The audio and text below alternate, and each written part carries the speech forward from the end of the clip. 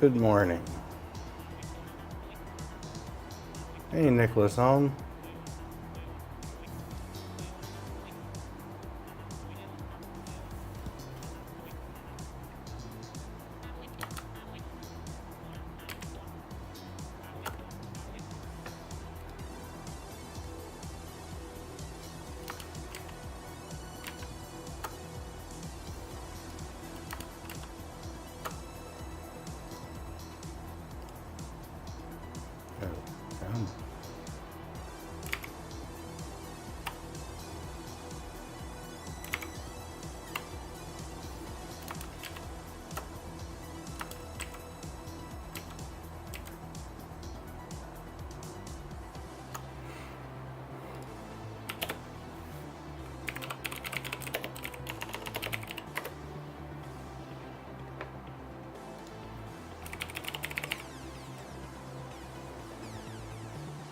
Hey, flathead screwdriver.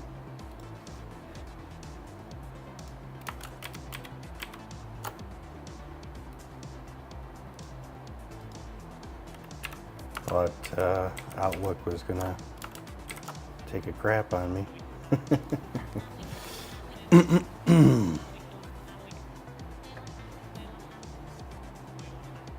Okay. Today is Wednesday, the 15th of August, 2018. This is the nybbles.io daily programming stream. My name is Jeff. I write code every day, and I stream it here on Twitch Monday through Friday. I'm working on a project called Basecode, and it's a programming language I'm designing. And specifically, I'm working on the Bootstrap compiler, which is written in C++.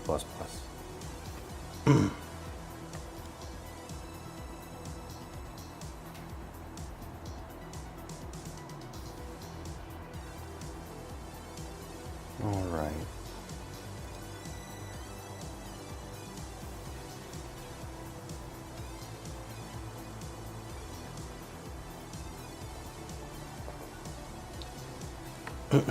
So I was thinking about, well, before I go into that, so yesterday, kind of on and off throughout the day, I got some stuff done with, based on some of the refactoring that I started the other day. One of those is I put a pointer to the module on element, and element constructor now takes a pointer to module as its first parameter, and then that of course rippled everywhere, which is great. So now if we look at element builder, we grab the current module from the top level. I want to refactor this because this is kind of expensive the way this is working right now. I think the easiest thing to do, this is the current top level block.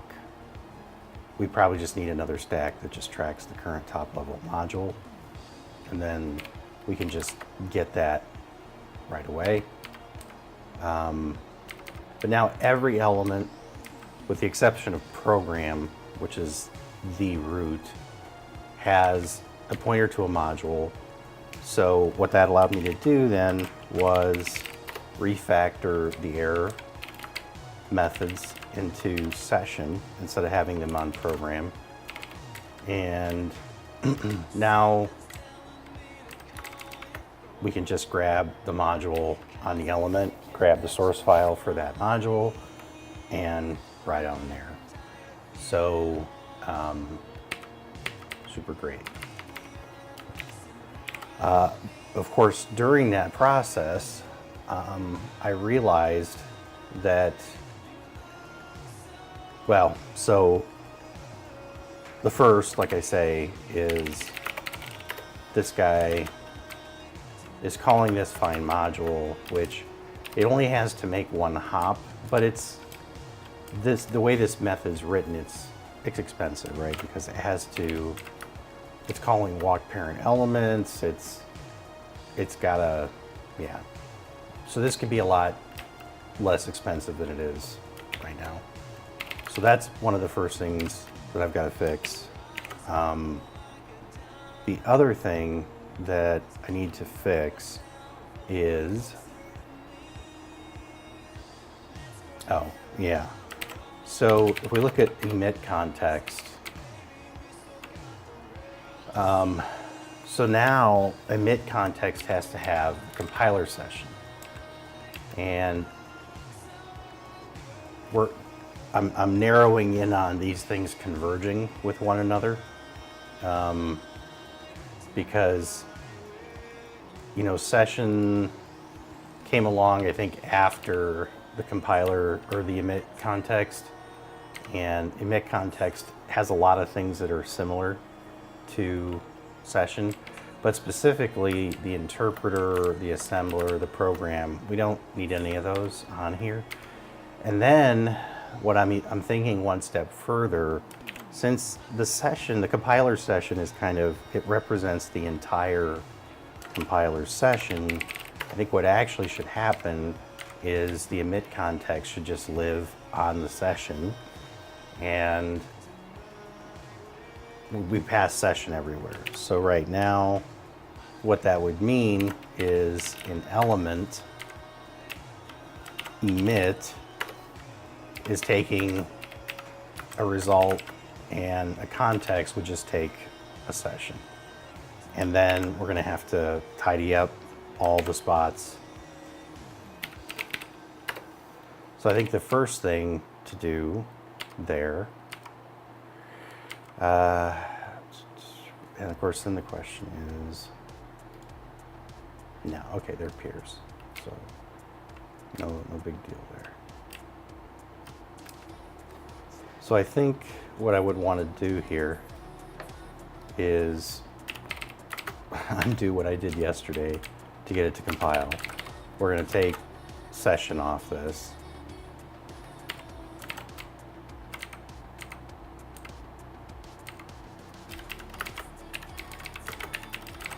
And then we're also going to take terp, assembler, and program off of this.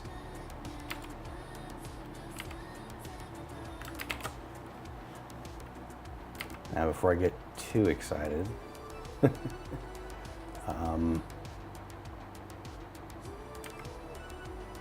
yeah, no, I think it's okay. Well, maybe. Well, okay, no, all right, that'll be all right, because we're passing the context. If we're passing the state in, then I'm not too worried about it.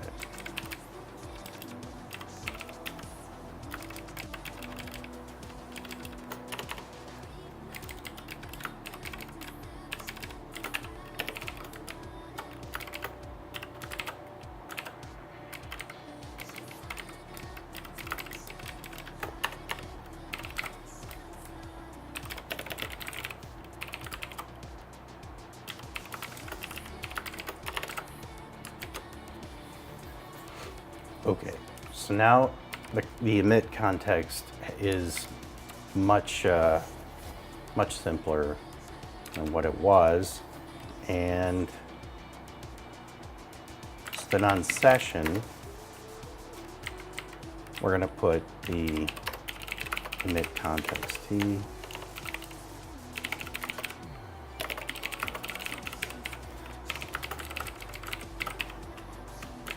And then we're going to add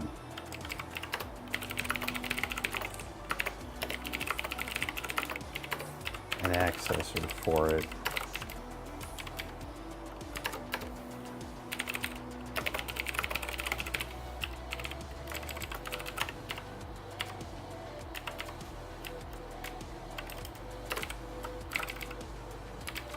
Okay. So now what we have to do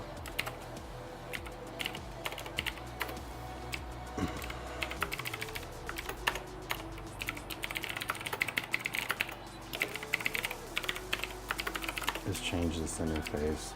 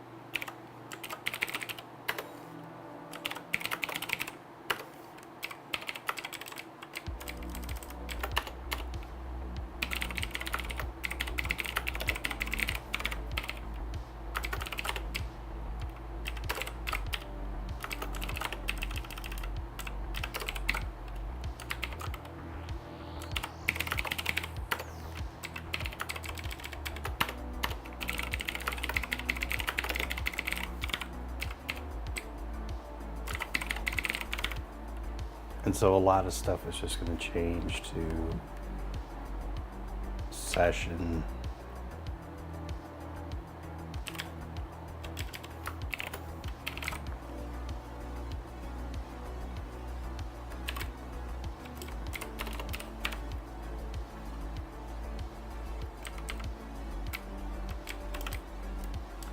So this would be session, init context.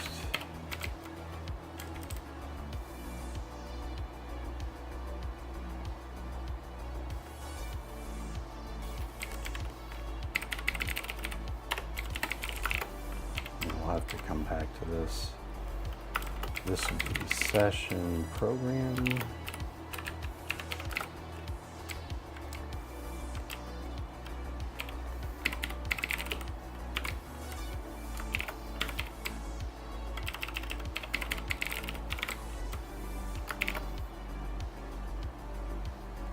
Oh yeah.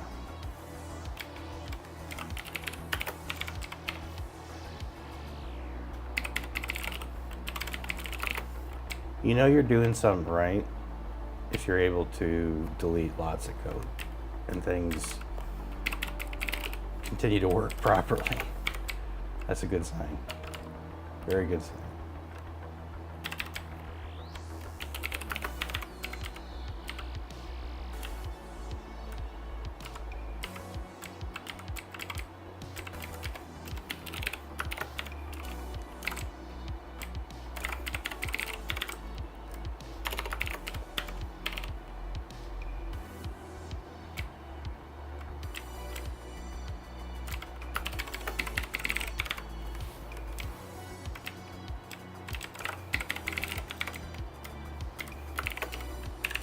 What's even a better sign is that a lot of this refactoring I'm doing, I'm not really having to stretch super far to get it to work. Meaning, like, the distance between what's here and what I want it to be is fairly short. Like, you know, emit context and session are kind of folding together very nicely. Most of these things are folding together really nicely. That's also a nice hint that I wasn't too far off, right? And I ended up with some duplication and things that could be consolidated, but so I don't need to create that anymore. This is just going to be session. So that's another good sign too.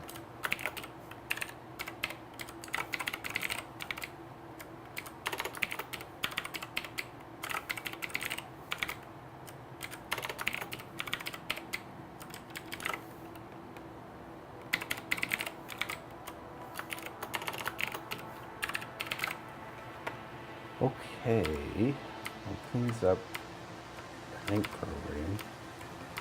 We're going to have a handful of others that need to be cleaned up.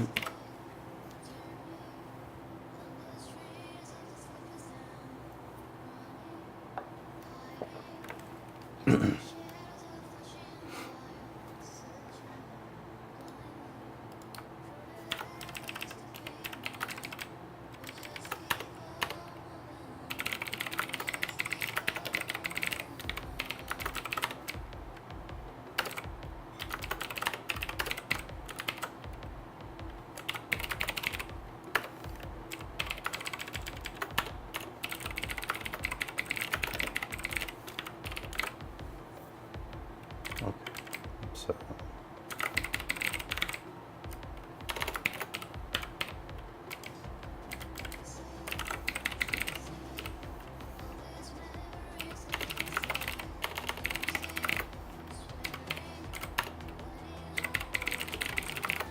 we're going to have to clean up some of these again.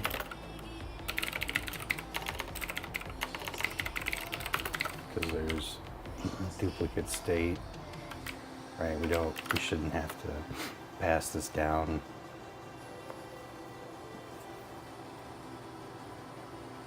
We just pass the session through. And of course, then ultimately it's like, well, what role is this intermediate serving.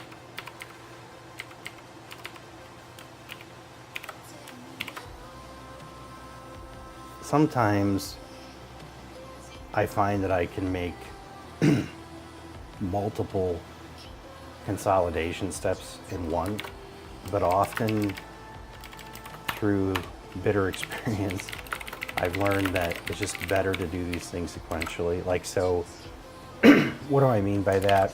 What I mean is emit context, right?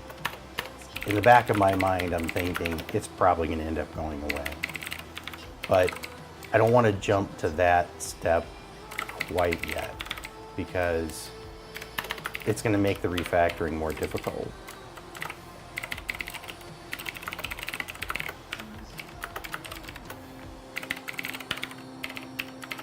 So it's one of those things where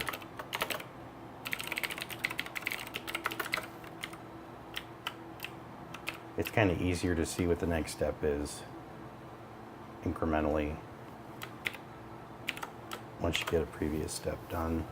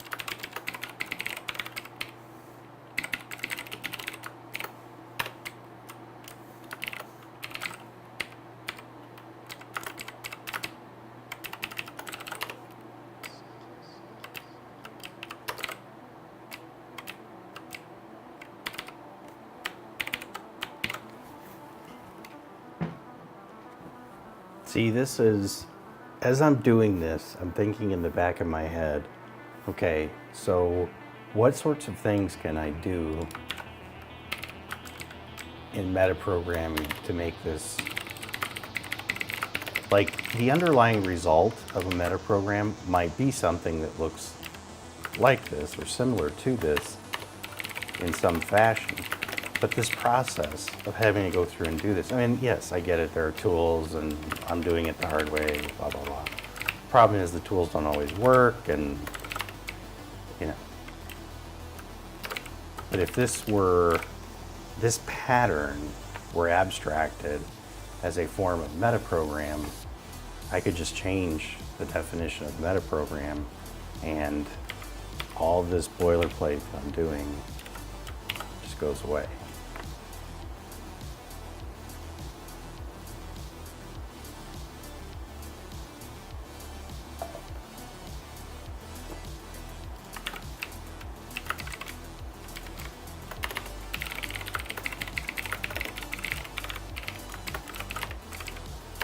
But it's still statically typed, so it's still type safe. It's not, I'm not giving up any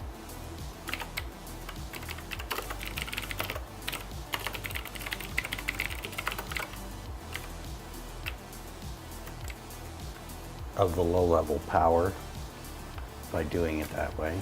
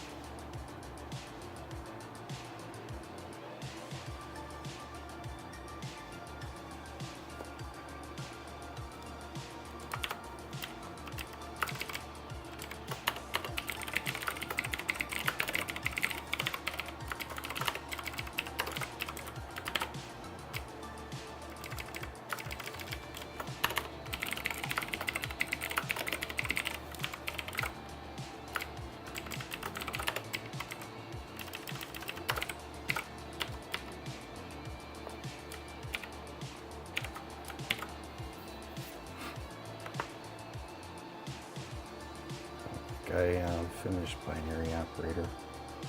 Let me go back to that one.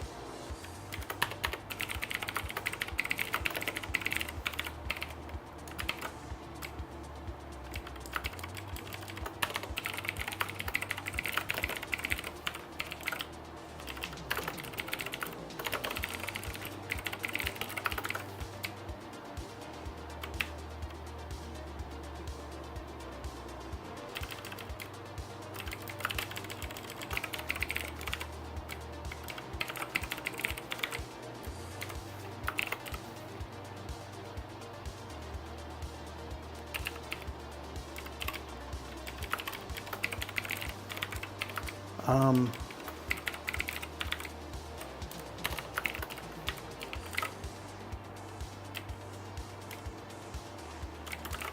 yeah, I've addressed this question before. I mean, it takes different forms, but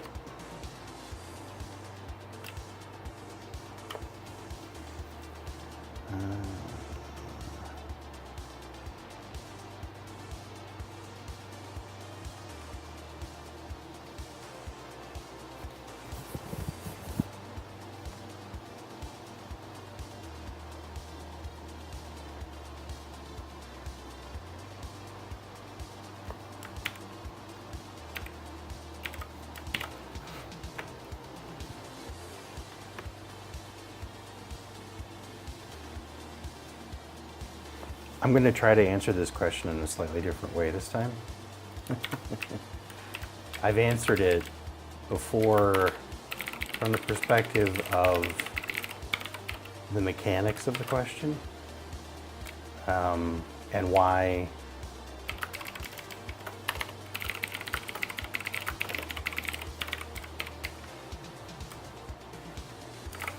I don't use all the fancy features that these tools include, right? Oh, you sure like to type. Why don't you use this? Why don't you use that? If you did this, you could do that. So I'm gonna first acknowledge that you're absolutely right. There are fancy features that I am ignoring in my tools. They exist. I'm not denying their existence, and I'm not denying that if I had memorized all of them and I had practiced including them in my routine, that I might be 2% faster. But today, I would like to, I think, address a different angle on this, and that is patience. Every time somebody suggests this, like, oh, if you use the clipboard ring, or if you use this key combination and you did multiple cursor things, what I hear there, besides the obvious surface level, hey, objectively, there is this tool that you could use, which, again, I'm not debating. What I really hear is impatience.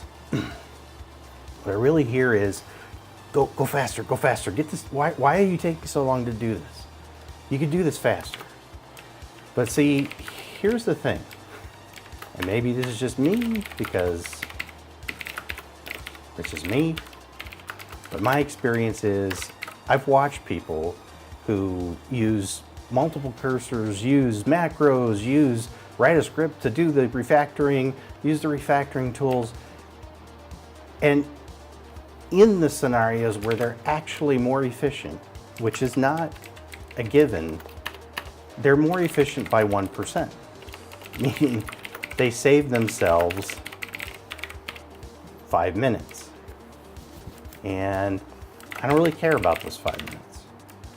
Is this more accurate? No. But, it's not, it's the difference between, you're on the highway here in the United States and you're doing 85 miles an hour and there are people behind you that want to do 95. I mean, the difference in arrival time between 95 miles an hour and 85 miles an hour it's minutes. It's minutes, right? It's not, the issue here with this kind of an exercise is not the mechanical effort of doing the work.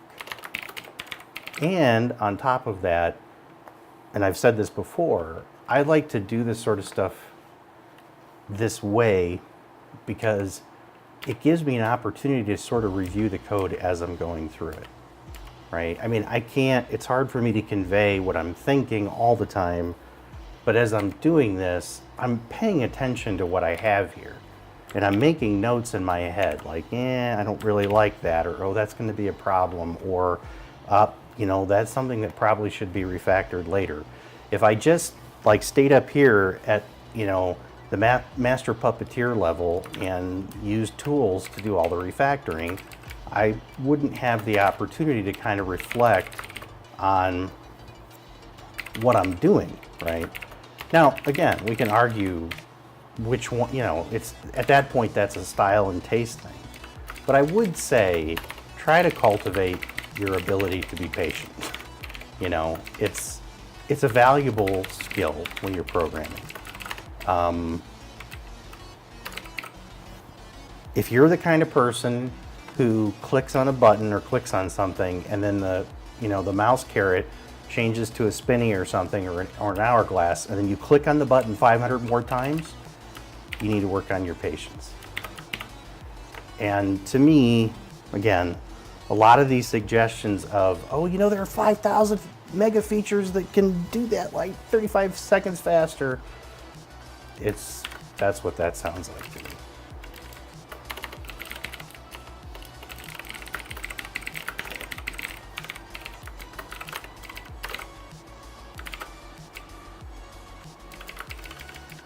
So you say, is it more accurate? I would not say accurate. I would say this is more comfortable for me because, again, it gives me a chance to kind of tour the code.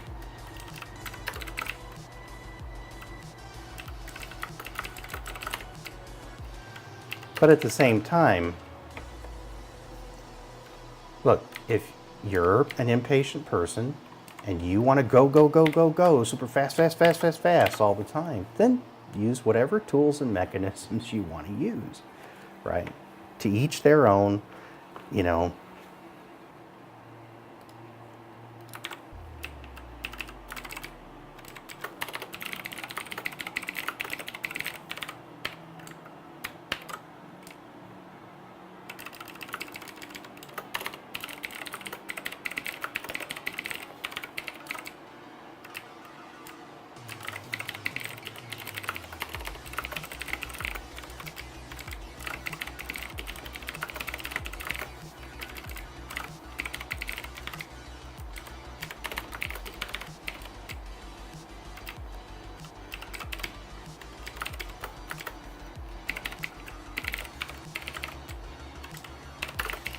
And I don't know if you noticed, but as I went through this, there were 2 or 3 what I would call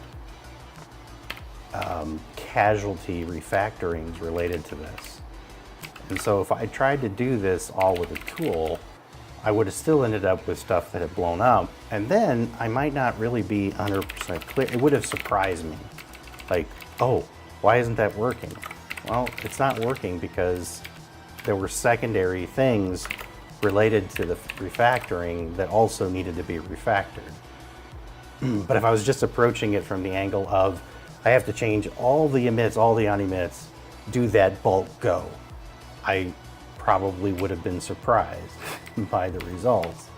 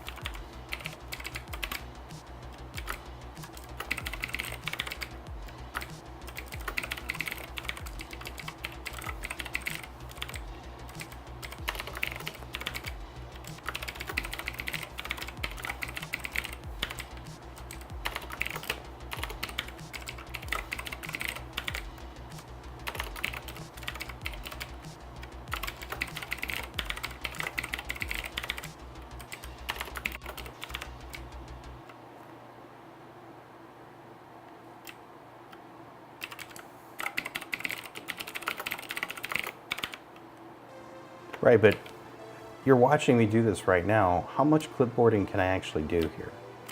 Right. I mean, that's the thing that gets me is short of having a tool that actually can parse C++ and let me do like substitution rules, like how do I, most of this is different code contexts, right? It's not something that cut and paste is really gonna help me with a lot.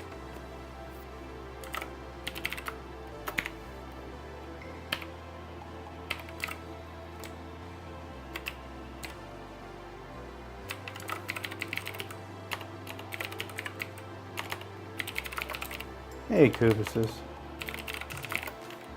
Hey, like right here. Okay, these two are the same, but this one isn't.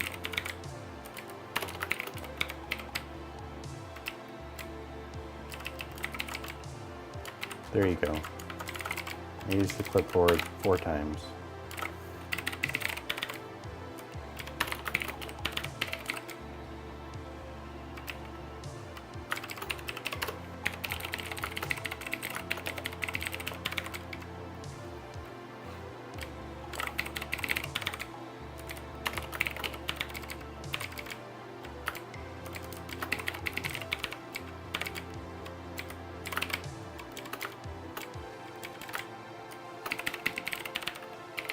Years ago, long time ago, when I was doing more small talk stuff, John Brandt, very smart man,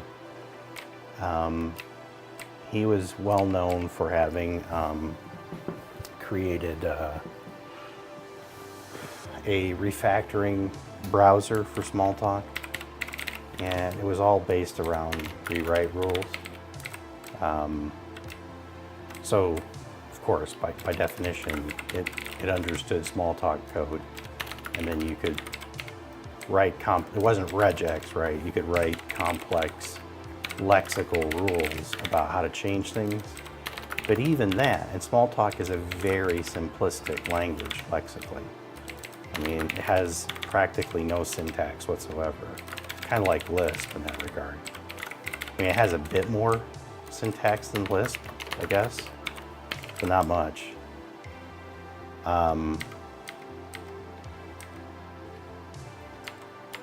But even in those cases, I mean, unless you were going to do like a massive refactoring, I even found that to be hit and miss in terms of how effective it could be.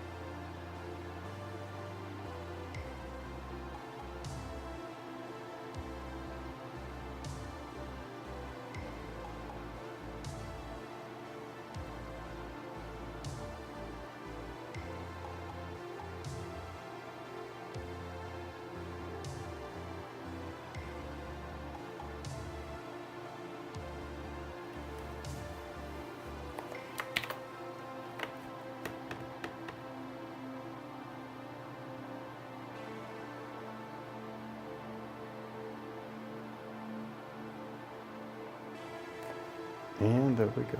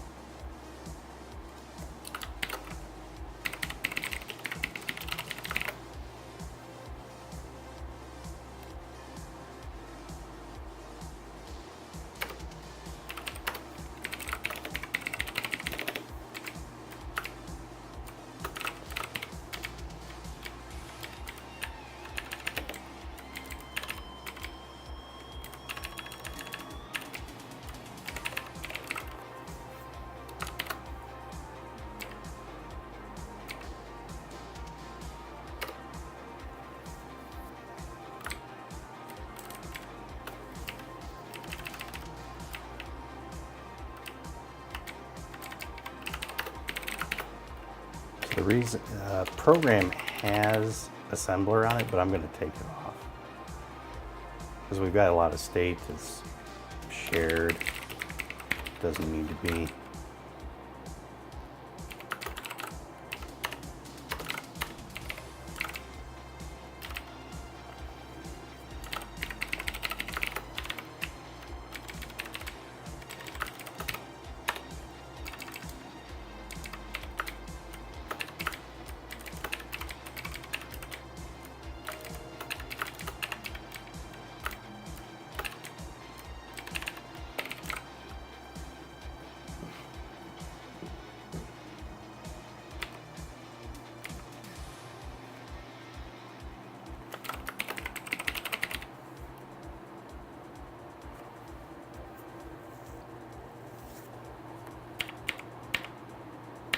So it's got that one spot left.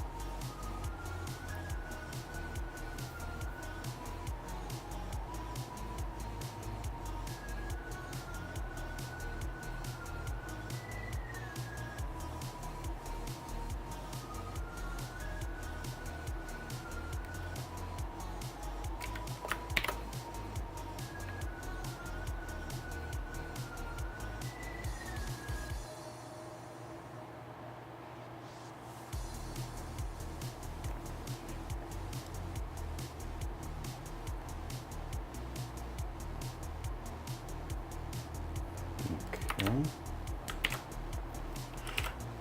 And then program has a pointer to turf as well.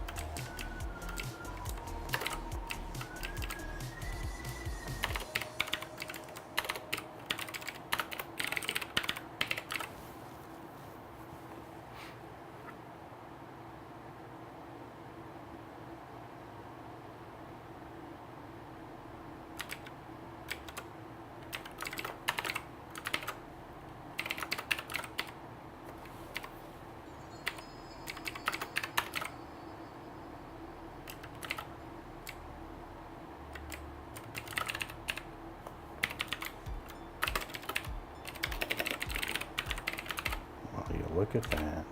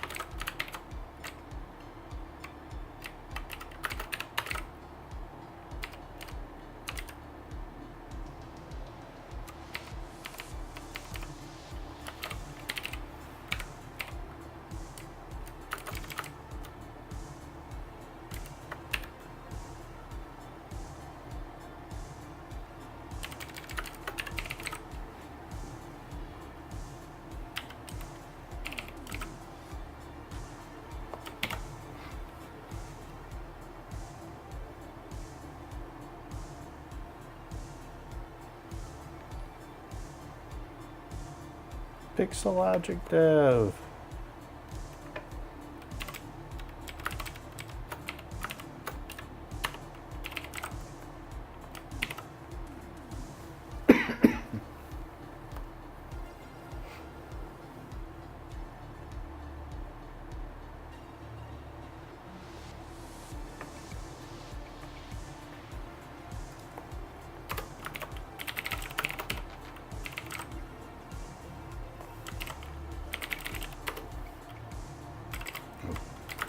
Don't want that.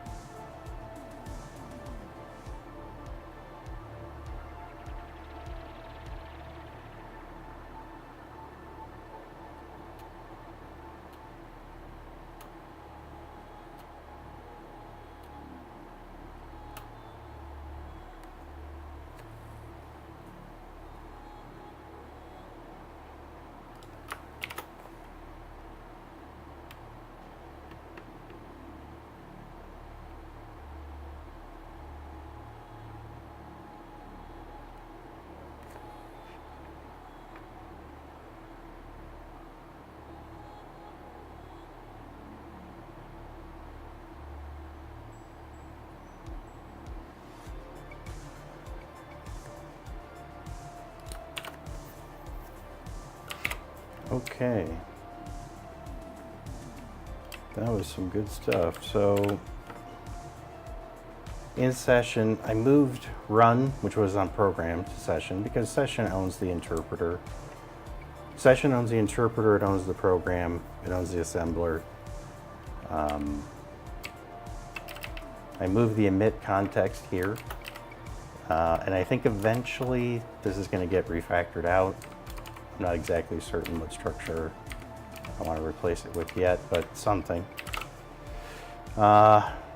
Program's constructor became much simpler, so just took that out.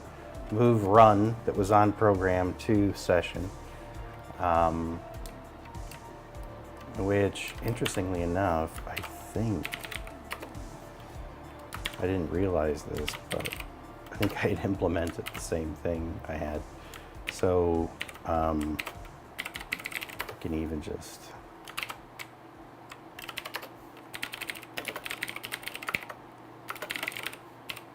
do that.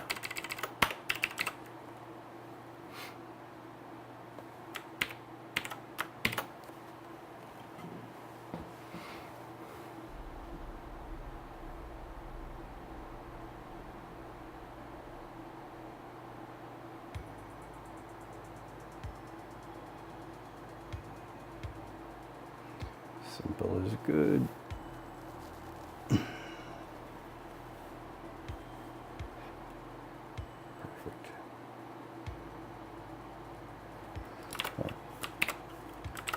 Okay, so I run just defers to the interpreter, runs it, passes in the session's result. Finalize, disassemble on program, we have to pass in the session now because program doesn't have access to the assembler directly. I added an accessor for the emit context, and that was it there. Then if we take a look at emit context, so some of these helpers, variable register, variable t, they were taking context or assembler directly. I just changed these all to take session. Emit context became much simpler.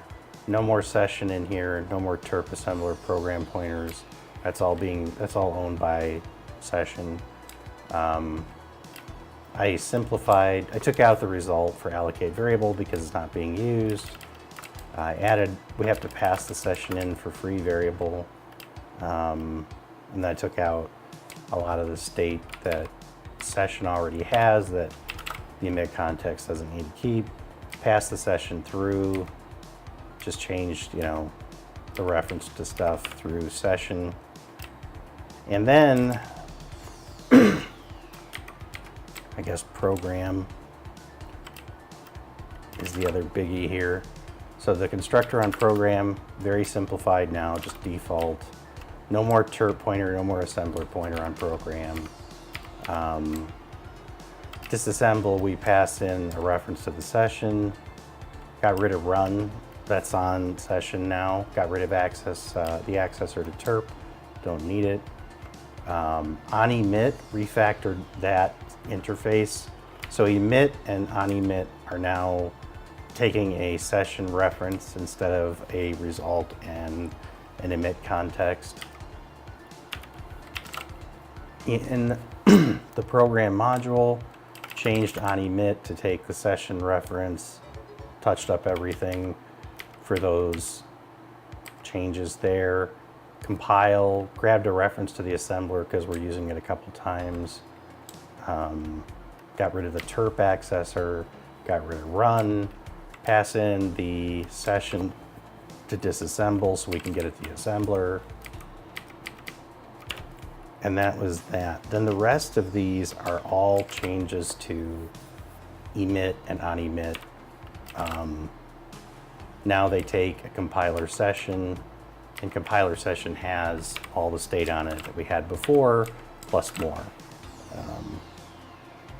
So all of these were just changes to support that.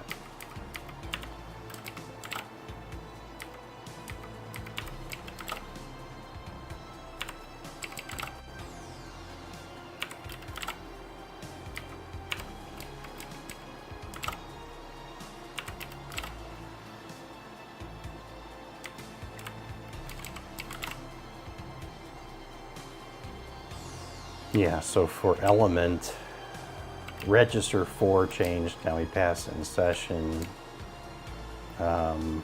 emit, session, on emit, session. Directive, I was getting the terp from the program, now I'm getting it from the session. couple of changes related to that.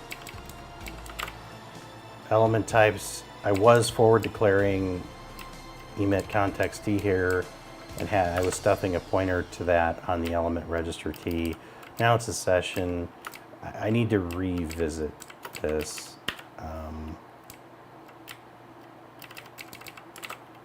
Yeah, we already talked about that. Expression, this just changes for the session stuff. Identifier.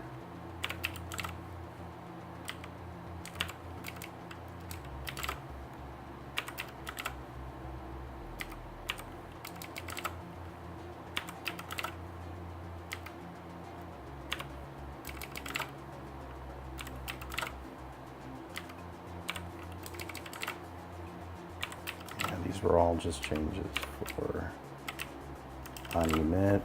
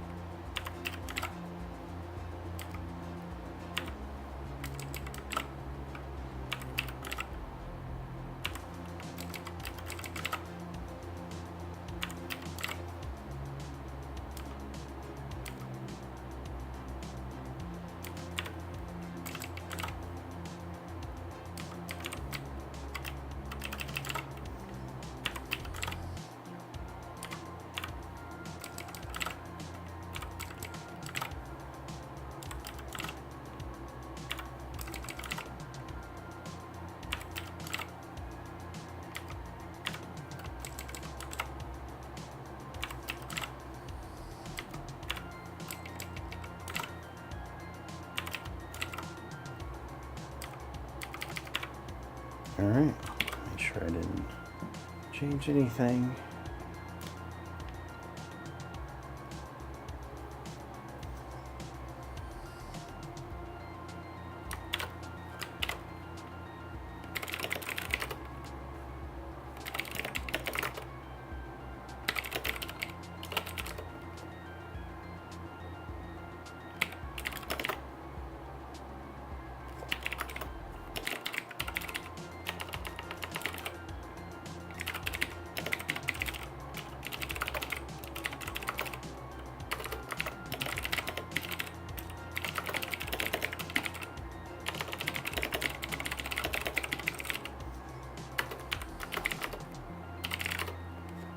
Hey Everex, how's it going?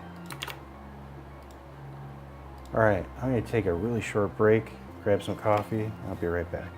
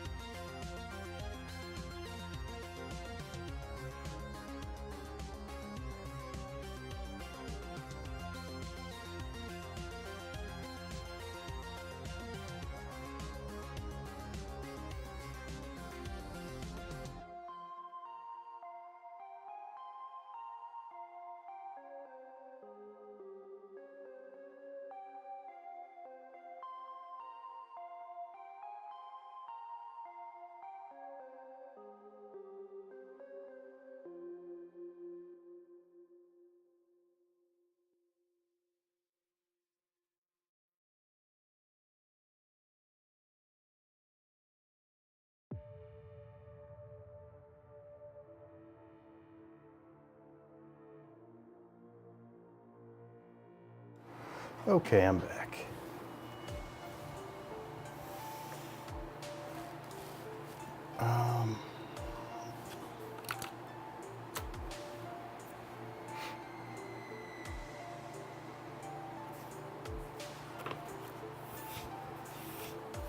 Okay.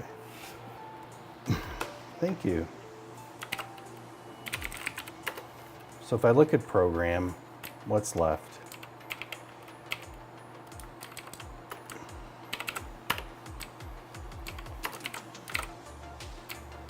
So really what's left is that the light of the morning? Where are you referring to? It's still dark out.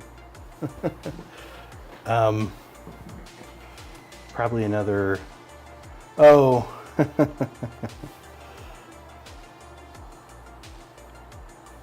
No, I mean, it's still dark here. It'll probably another hour and it might be, the sun will be out.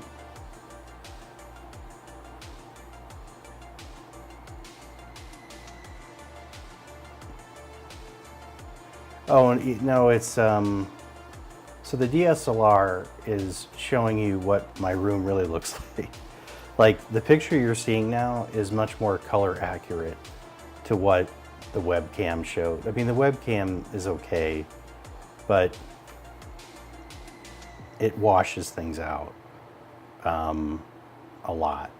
So, I mean, color-wise, I mean, it's, the camera's on auto settings. I really should probably just set it on manual and adjust everything to get the best possible picture, but it's much more accurate than what you were seeing on the webcam. Sometimes though, like if I turned see how it gets brighter, that's because the camera is auto white balancing, which I really don't like. I need to fix that.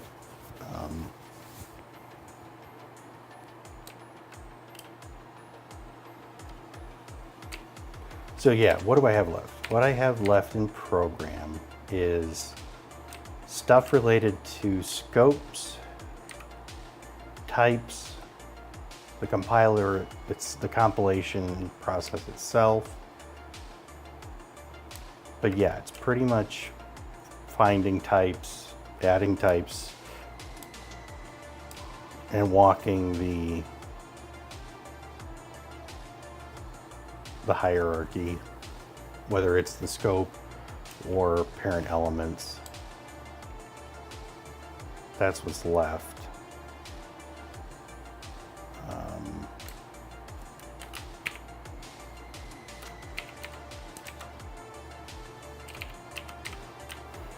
And so a lot of this stuff, like all the scope stuff,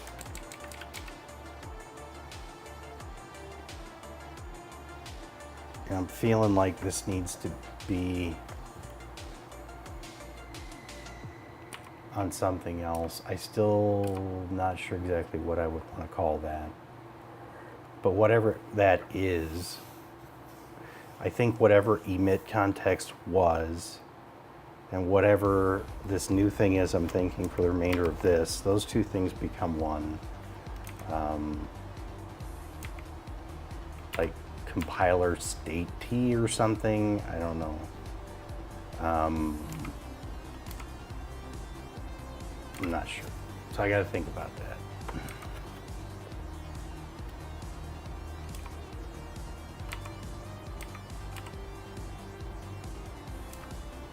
But I think program is going to shrink down substantially.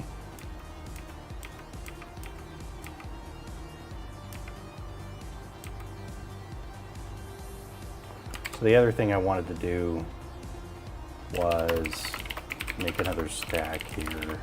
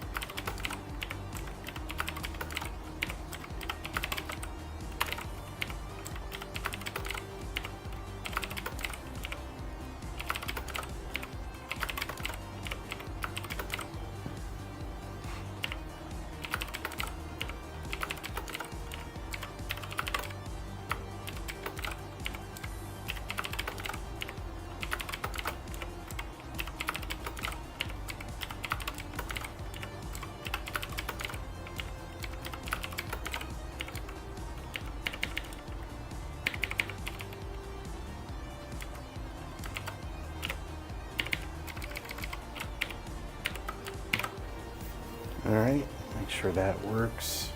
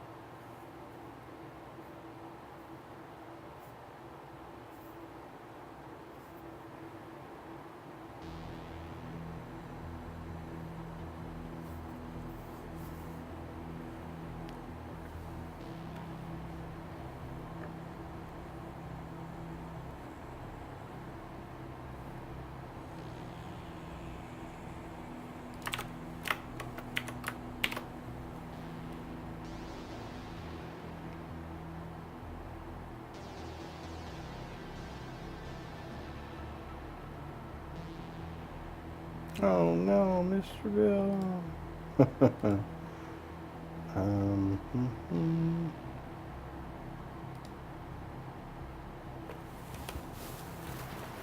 um, yeah, okay. Um, hmm.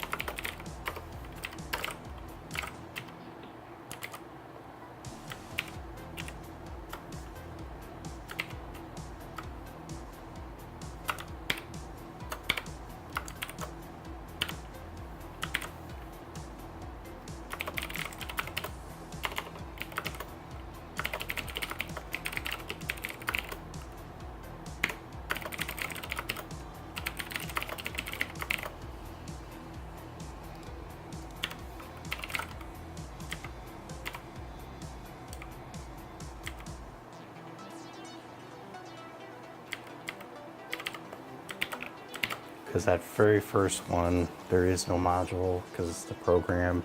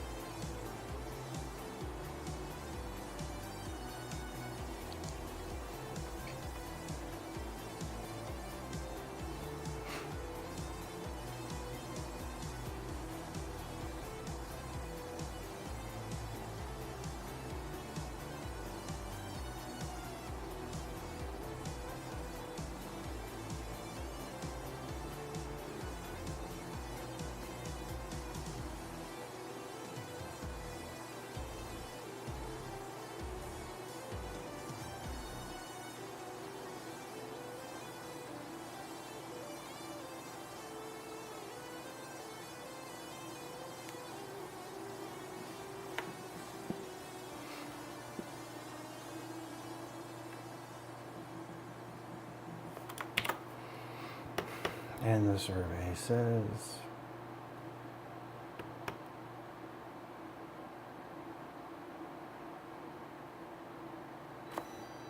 yes. Good. Awesome. Great. Let's just make sure that it's valid. Let's do something really bad. really bad.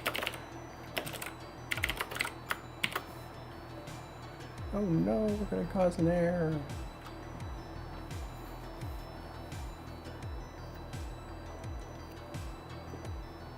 Yeah, it is good.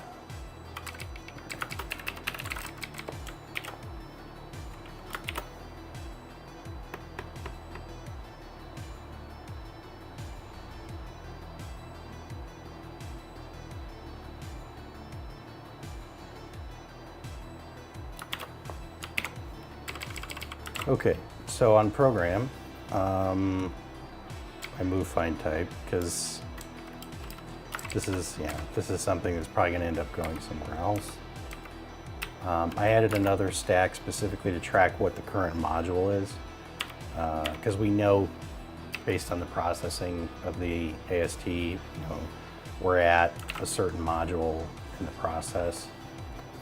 I added a get module accessor program because I always forget that the stack will do dumb things if it's empty instead of just returning null or something.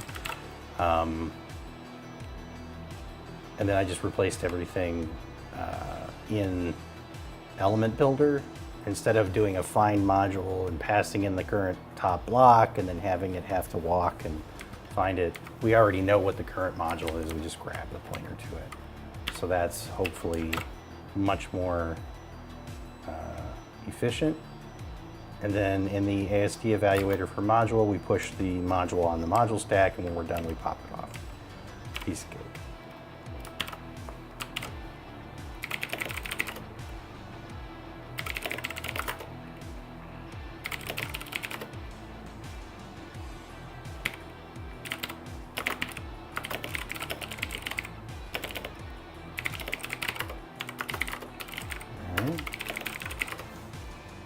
Okay, so the next thing I wanted to do, because I was thinking about it this morning and I don't want to lose it.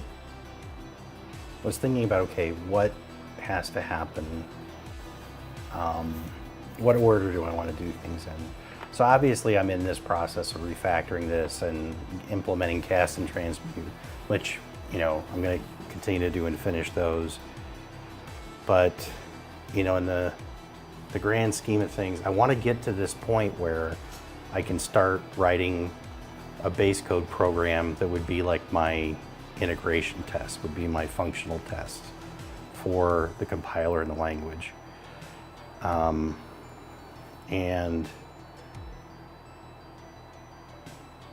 it's like,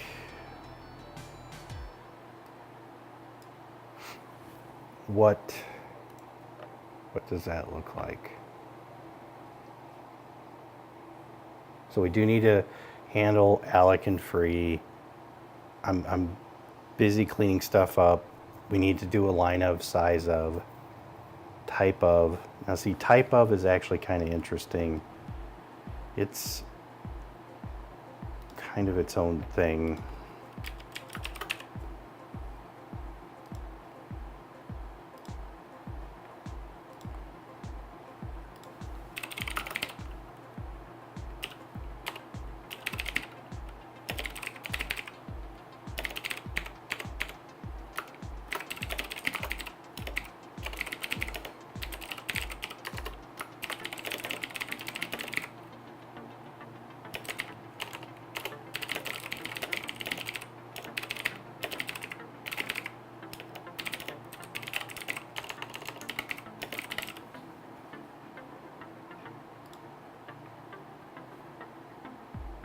Hey, cache override.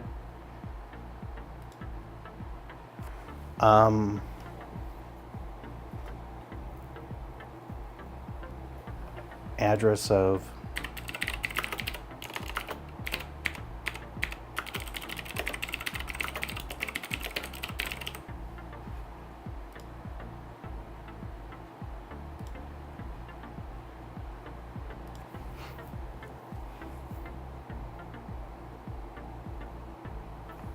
so pointers. So in the parser, pointer syntax, needs to be revisited. Parser does not currently handle a case like, crazy pointer to an array,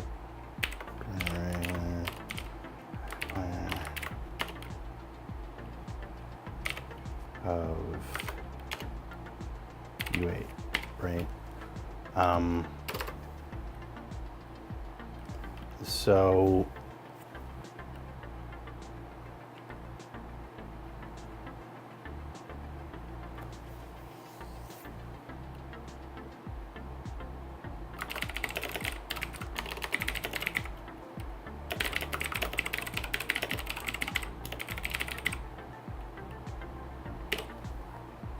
need to fix that.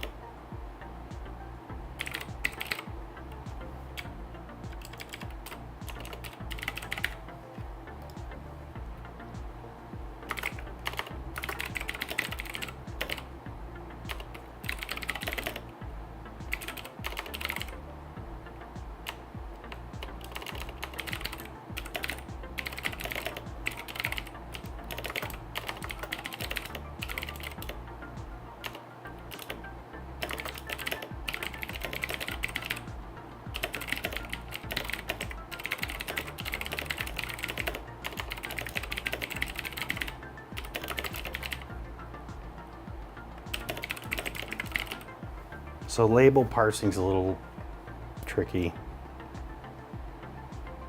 I'm putting the tick in front of it right now. I don't really like that.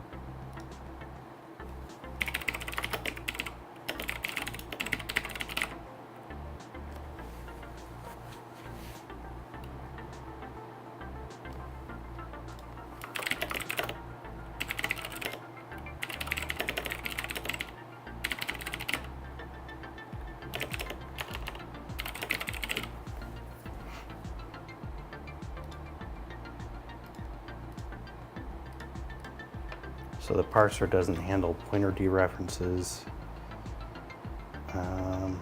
So this should actually be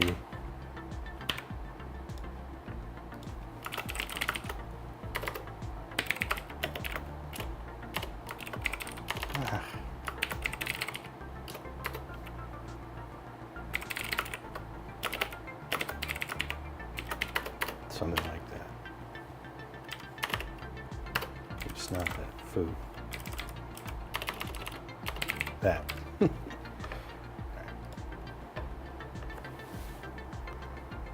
We kind of handle that right now, but we don't handle that, so I gotta fix that.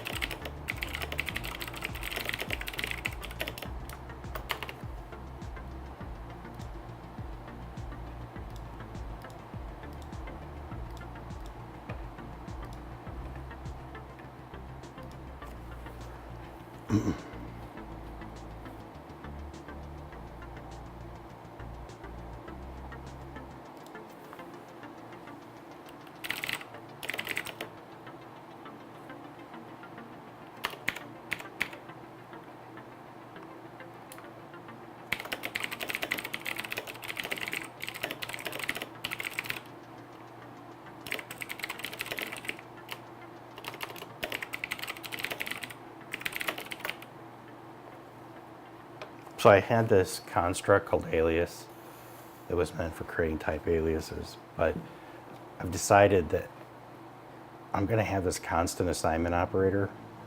So the constant, so remove constant alias.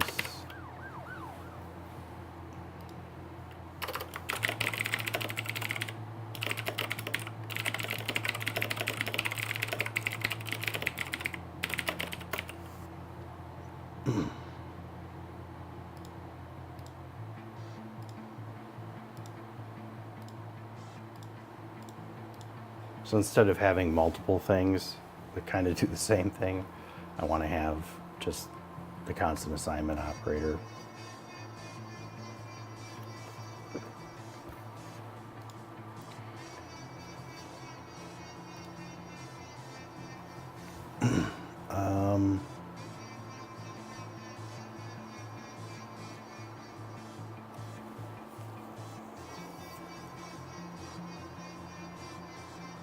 Okay, so numeric types are pretty good.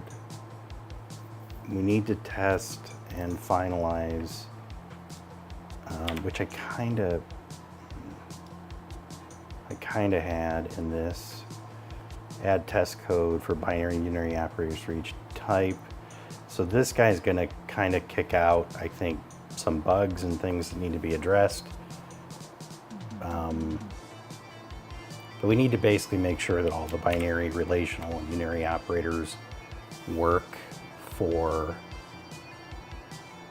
all the primitive numeric types and Boolean.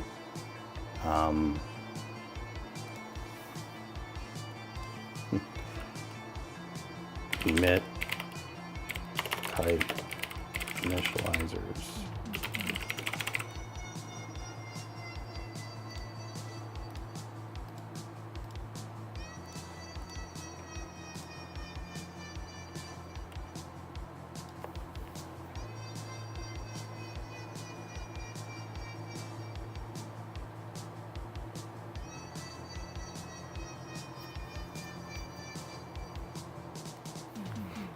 So the parser add dot syntax for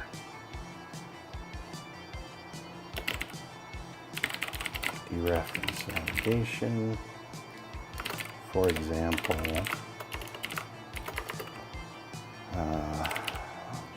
vector 3.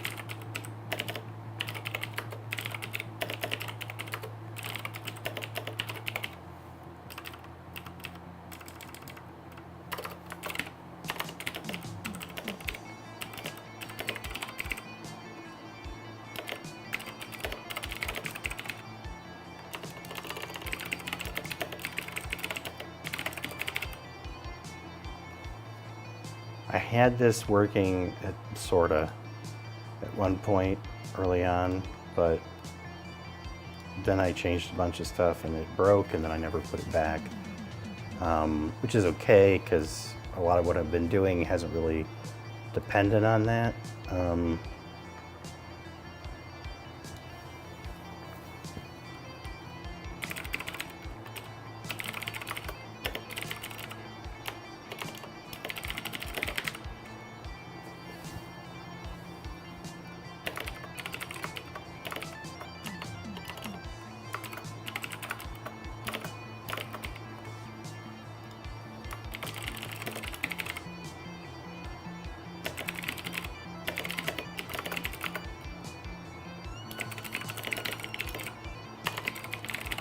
So I would like to have a with operator, similar to like how Pascal works, because I do think it makes the code read nicer. You don't have to duplicate things as much.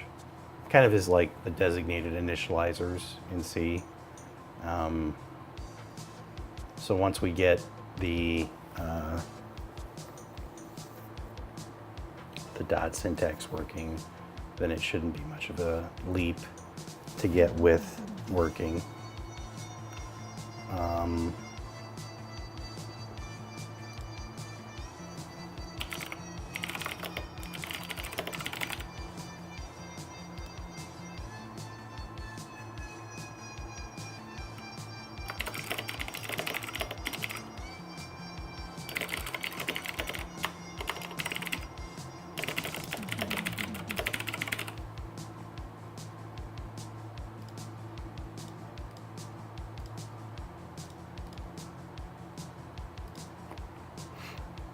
So we need to implement defer.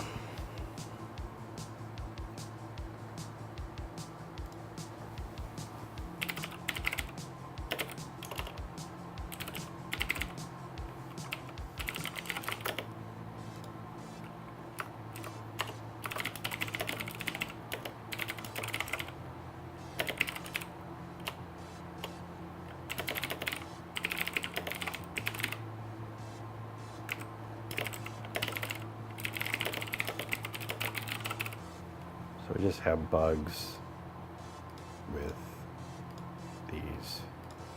So we need to fix those.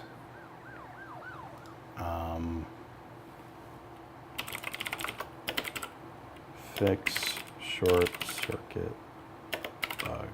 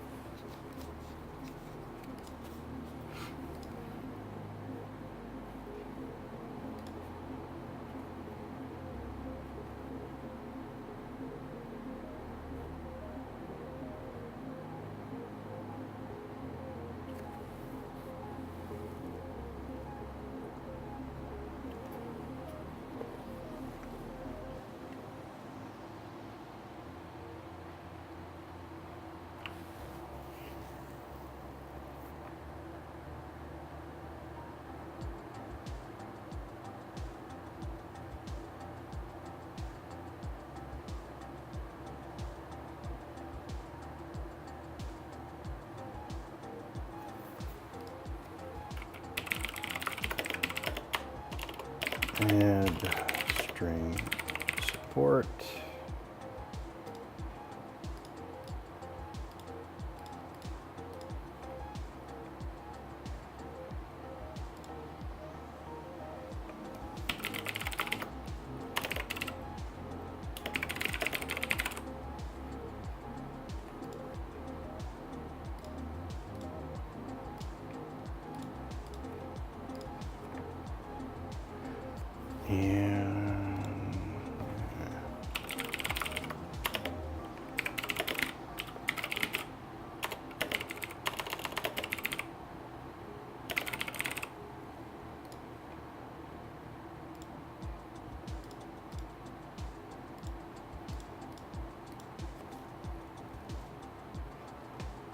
Okay, so from where we're at right now, we've got code generating at the top level. I've tested all the numeric types. We're going to have casting and transmute figured out. So most of our type checking for the primitive stuff should be good. We're going to have support for alloc and free type of, address of, size of, align of, pseudo functions. I'm going to fix the pointer parsing and the compiler's handling of that, so we'll be able to test then, because I would consider pointers like the next primitive type. We need to get those working properly. So we can test those much like we're testing the numeric stuff now. Figure out any additional casting rules. The way I want to treat pointers in this language is a lot more strict than what C will let you do. And we'll fix labels, the parsing on that. We'll fix how array size specifiers are working right now. they're being, I mean, it's parsing them, but it's being ignored in the compiler. Oh, I need to parser, compiler, add constant assignment operator.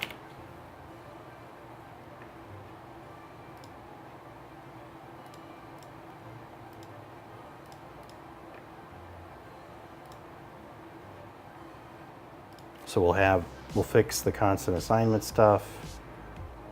We'll get rid of alias and constant.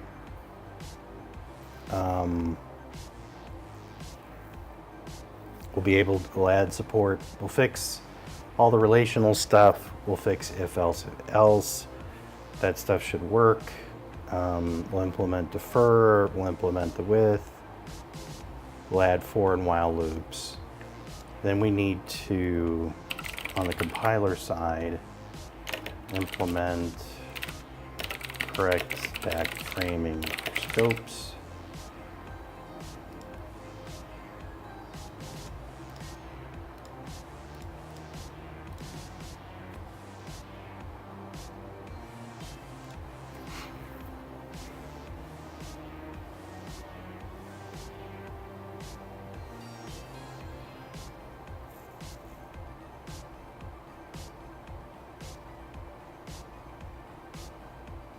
Okay, so this is pretty much everything up to procedures. So I'm trying to get like all the foundational stuff kind of sorted out, and this, the correct stack framing for scopes, for anonymous scopes, that's going to get us like 95% of what we need for procedures to work correctly.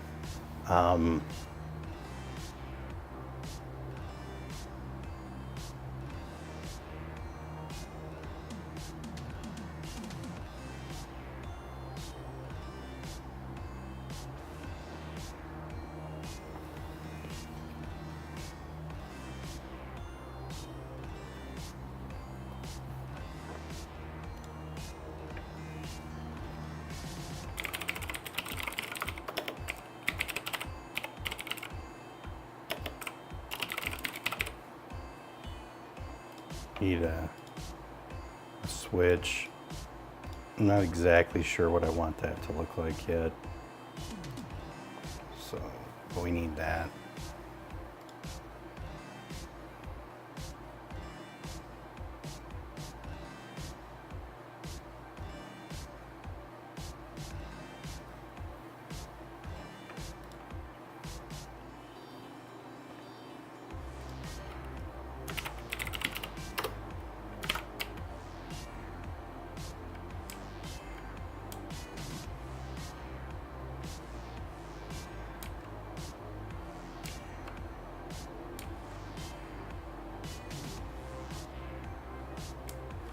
Oh yeah, we gotta fix spread operator.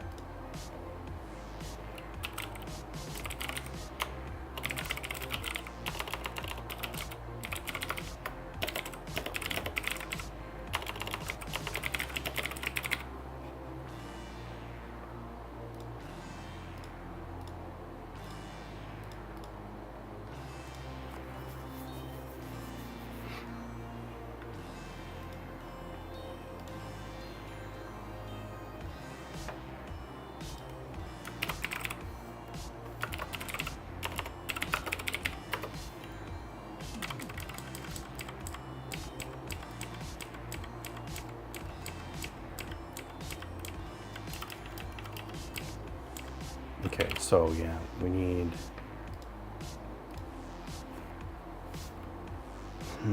parser, compiler, array, literal, syntax.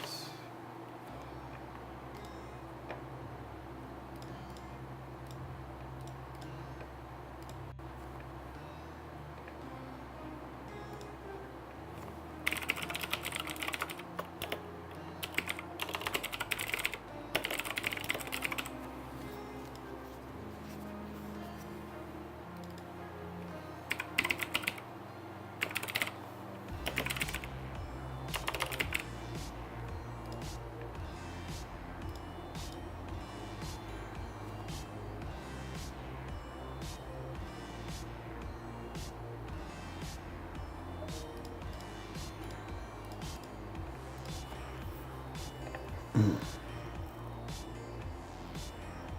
I'm actually thinking, originally I was thinking like maps would be something else, but the more I've thought about it, I think what I would like to do is go more down the road of like, oh, heresy, like PHP or something along those lines, where you have one array initializer syntax, but then you can fill that array with associations.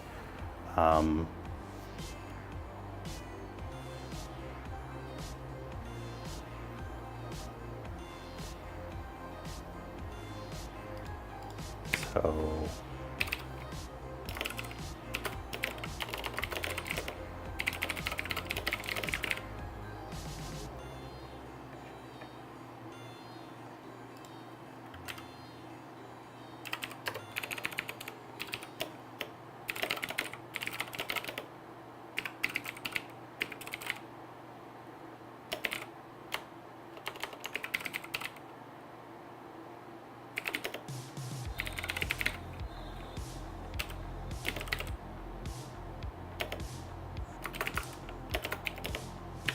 or so, I don't know, something like that.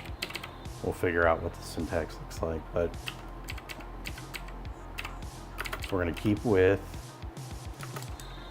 enum cast from, anyway, we're going to get rid of this.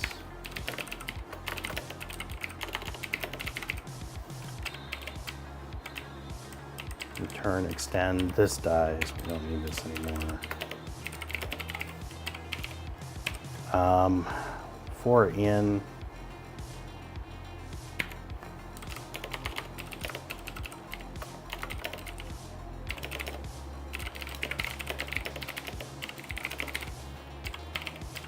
union defer module character literal array constructor, we're going to keep that.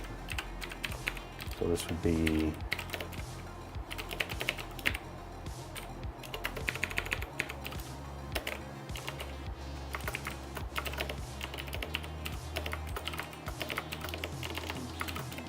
and I don't know if that's exactly the way I want it, but something like that. It's probably just easiest to do colon, except that's a little confusing because colons are reserved for types. I mean, we could just do this, and actually probably is what we should do.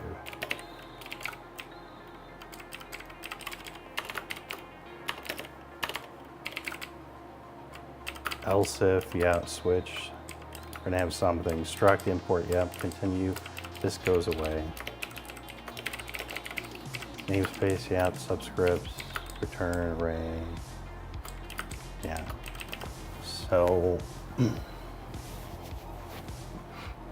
I think roughly in the syntax realm, that's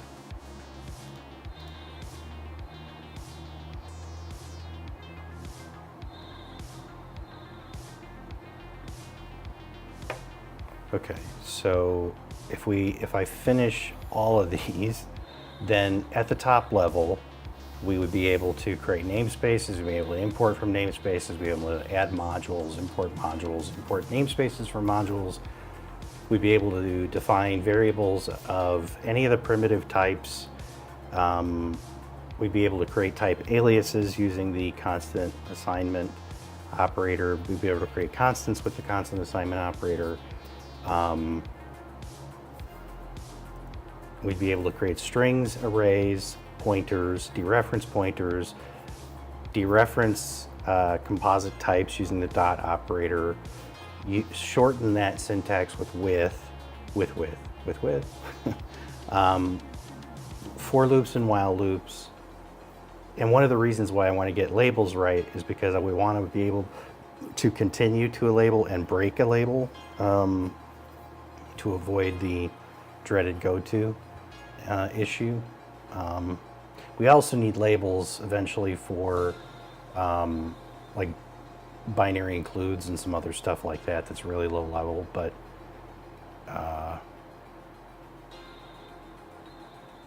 we'd be able to create if statements, static if statements, because we got static if in here somewhere. Where'd it go? Oh, it's on page 2. Yeah, so So we've got static if. We'd have quite a few of our pseudo support functions. We'd be able to create anonymous scopes, right? So namespaces or just anonymous blocks in the middle, those would create their own stack frames. So things that are created on the stack in those scopes would only live for the duration of that scope and then would die at the end. So we'd pretty much have everything here except we wouldn't have procedures finalized. And I'm sure there's probably a couple other things in here that I'm forgetting.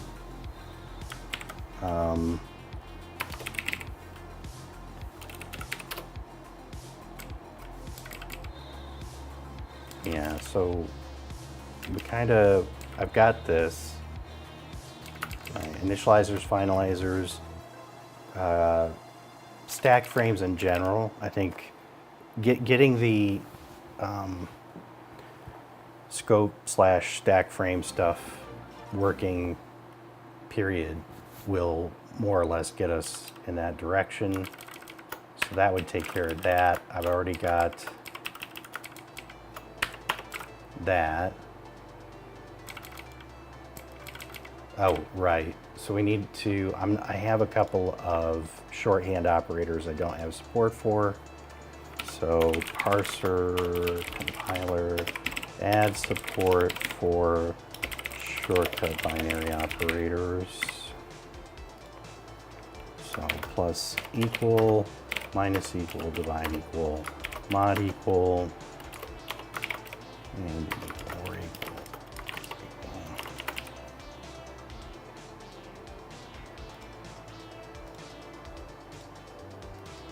And those should be pretty easy to add. Oh yeah, we need inline assembly.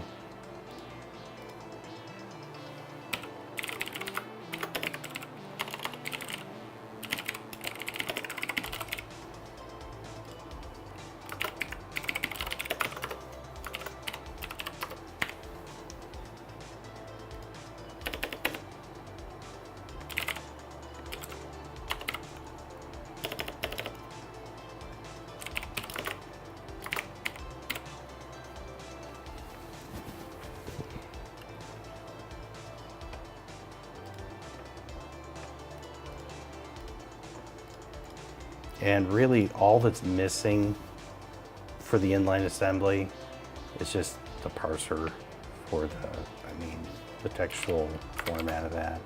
All right, we're covering defer, we're covering for, switch, while, break and continue. And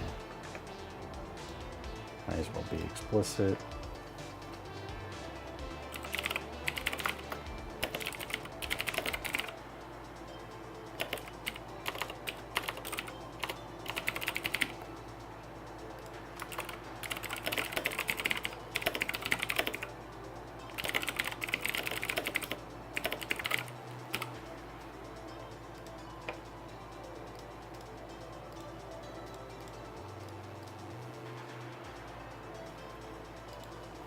So we talked about, so I haven't explicitly said we should do that. Compiler, emit, structure, struct, enum, union, emit.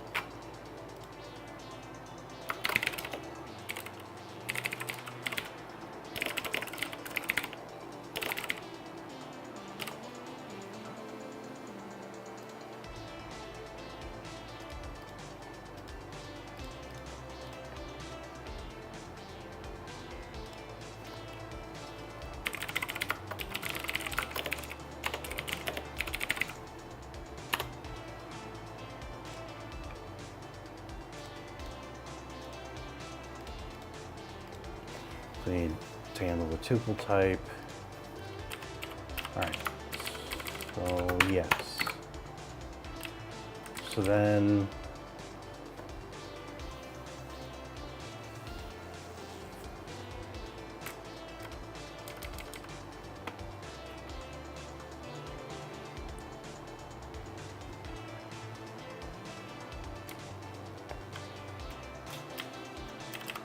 Uh-oh. Gotta change the battery. Hold on.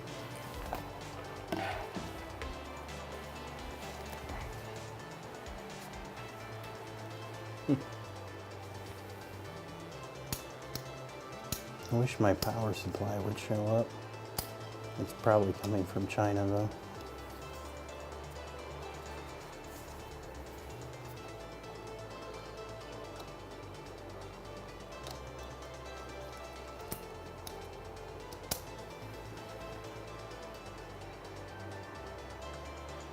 Okay.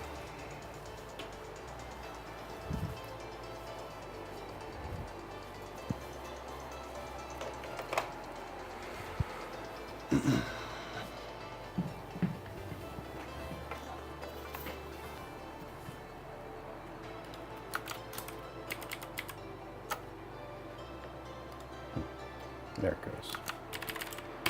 Okay.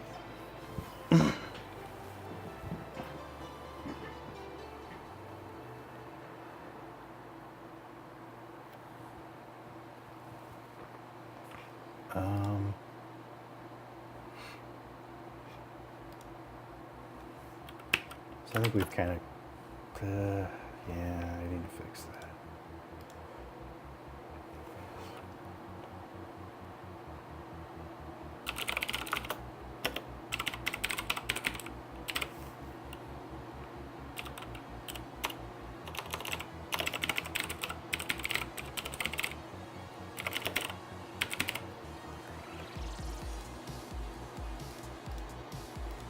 It's half done, so I'm going to consider it a bug right now. So we've got those. Oh yeah, we need.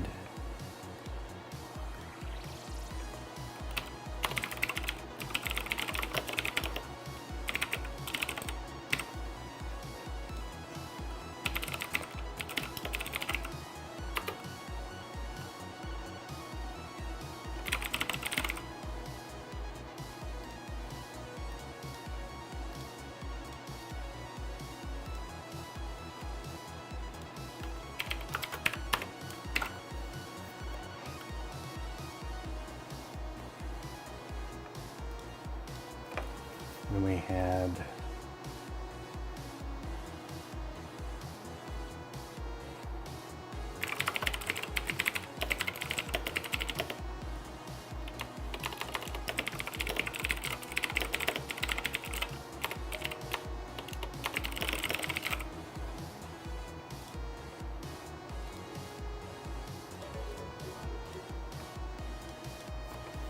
so right now we're very selectively applying attributes to things.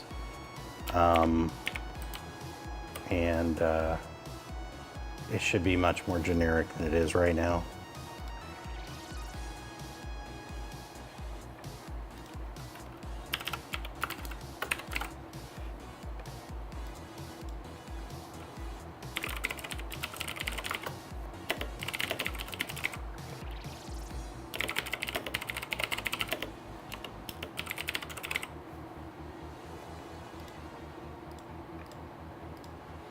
Right now we're supporting line comments in certain scenarios, but not, the parser doesn't handle them. Well, actually, I take that, yeah, the parser doesn't handle them in some spots, but mostly it's the compiler that's not finding them and handling them.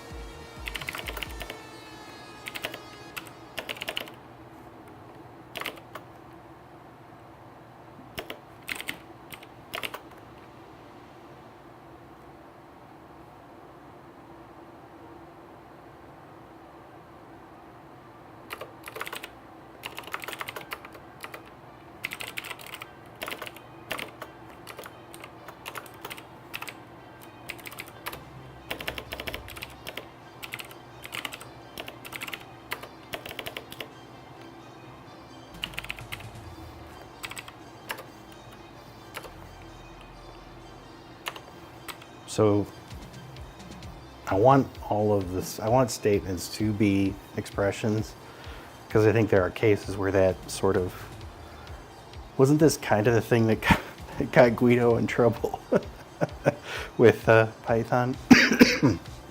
But there's cases where this sort of thing is definitely useful. And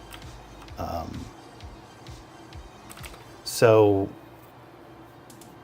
I want to do this from the beginning, so I don't want to miss it. In Python, everything is a statement.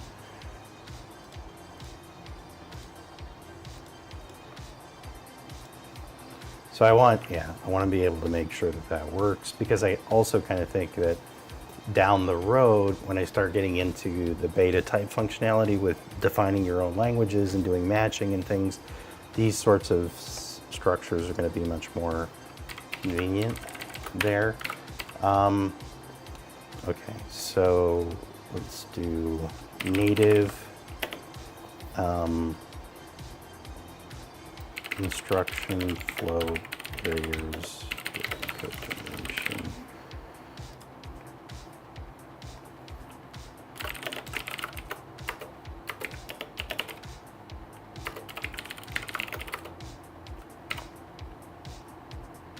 Actually, that's been fixed for a while. I fixed that towards the end of last week, I think.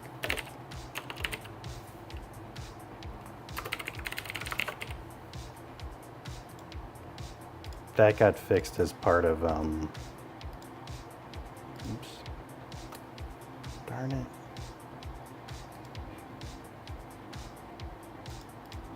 Fixing register stuffs.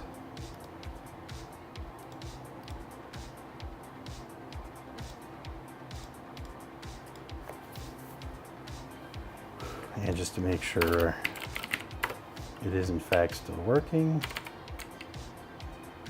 if I do 2 times 16 plus 4 SHL2,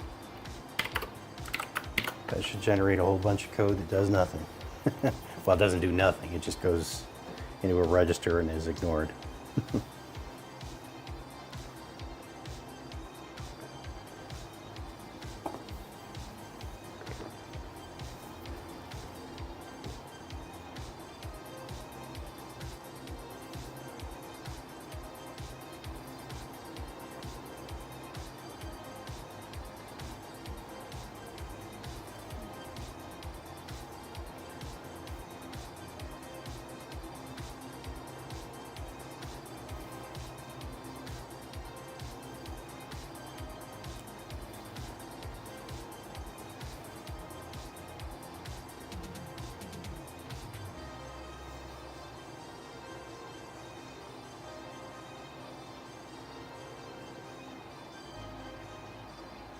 My compiler is so much faster.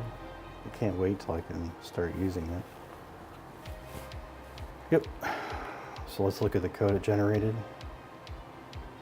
Okay, so very first thing, we move I3 with 2, we move I4 with 16.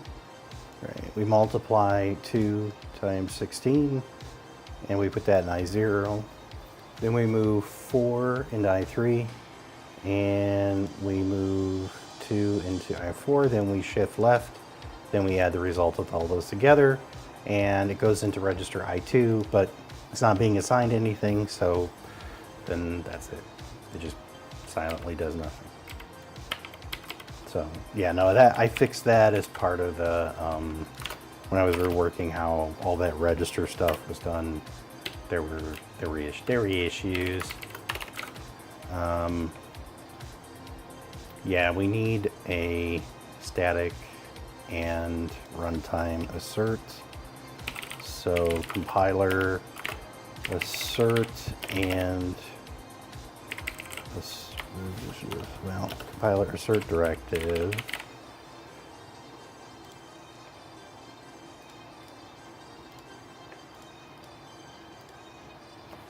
And then we need a runtime version.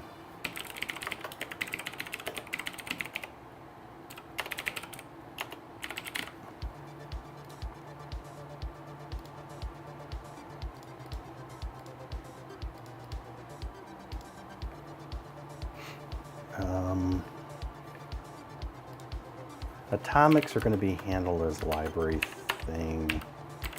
This I'm not so worried about right now.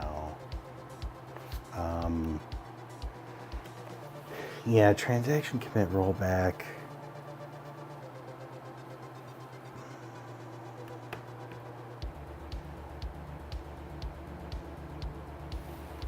I think I'm gonna punt on those later. If I do that stuff, I'll do it when I rewrite the compiler.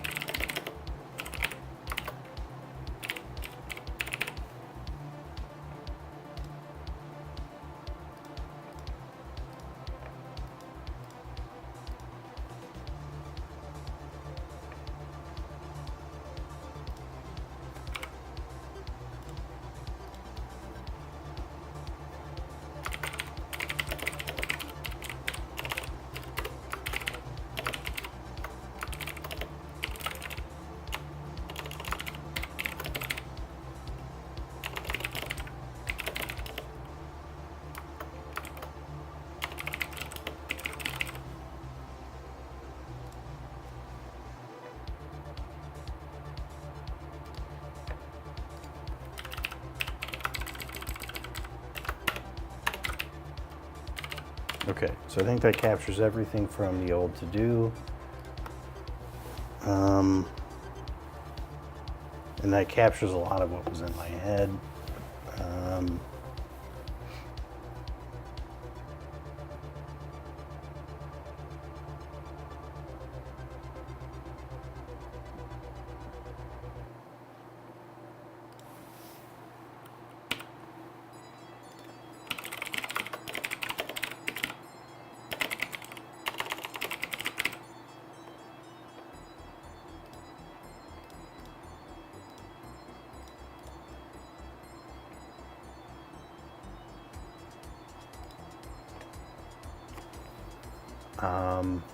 Yeah, I want to make sure I don't forget I have to specifically support static displays for stack frames.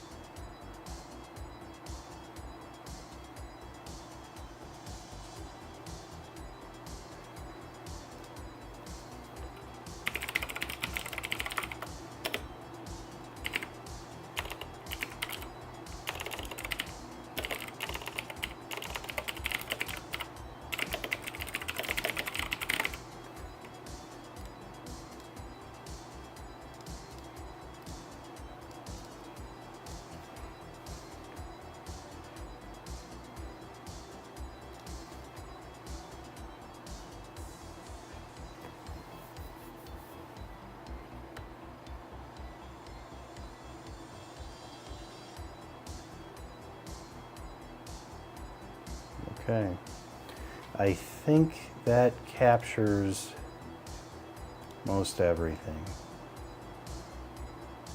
Well, at least what's in my head right now. I'm sure as I think about it more, I'll realize there's things I'm missing, but yeah, this is basically what I've got to do.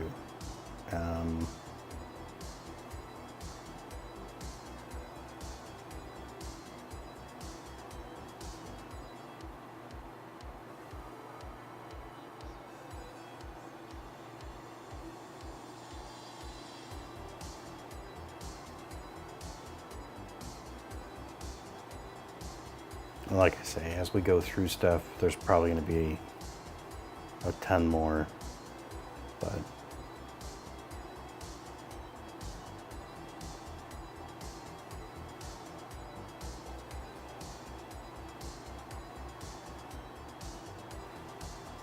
oh, you know what I need to do? What else I need to do?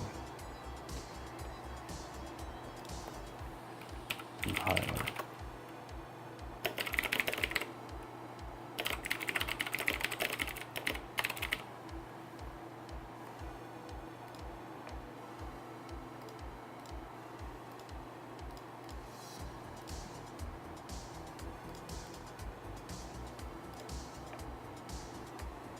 So really briefly on this, so again, the way I think this is going to work, or I would like it to work, is for every type that you actually use in a program, not just define, use, when we do the code generation, we're going to emit structures into one of the read-only segments that has the metadata about the types that you've used. And so what do I mean by that? So like if you use any of the number types, then sorta, I would view it more like just its reflection information, right? So like let's say you use a U8. That means we're going to write some kind of type structure into memory that has it has this information in it, right? It's gonna, the name of the type is U8, its min and max is this, its size, its alignment, all this stuff, right? So that way, if you do type of, the compiler, so then we're gonna, all right, let me see if I can get this, say this straight. So we're gonna have a table, I think. The compiler is gonna emit a table. So for every type you use, that type will appear as an index in the table. And then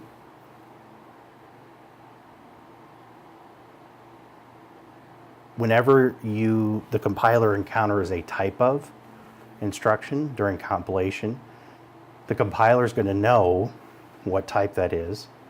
It's going to then reference into that table to assign a type instance to that type. So it'd probably be a pointer, most likely, is what gets generated.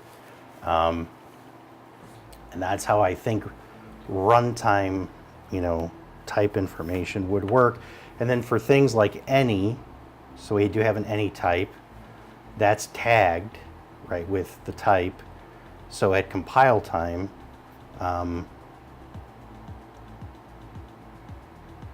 we would generate code that would assign the address to the correct offset in the type table. And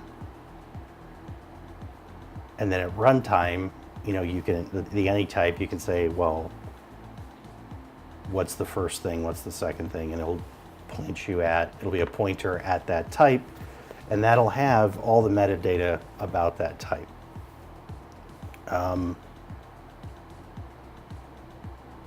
So I think that's how I would like to do it, but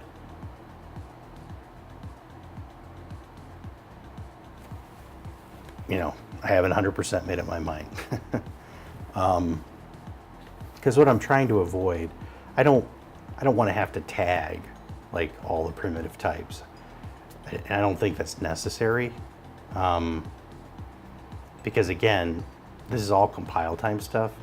So, yes, there will be the metadata in the executable at the end because you had code that was saying what type was this. But it's going to be a condensed, give you what you need. Now, there are probably some issues with that right off the top of my head. One issue there is, okay, what if you have two shared libraries and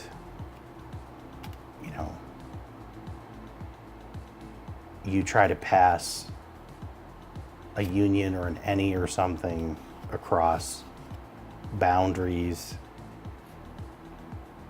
or any type really, and then so you have shared library A and you have shared library B, and you pass a pointer of A over to B, and B happens to have code that's looking up types. How do you guarantee that both of them did the same thing? That one's a little tricky.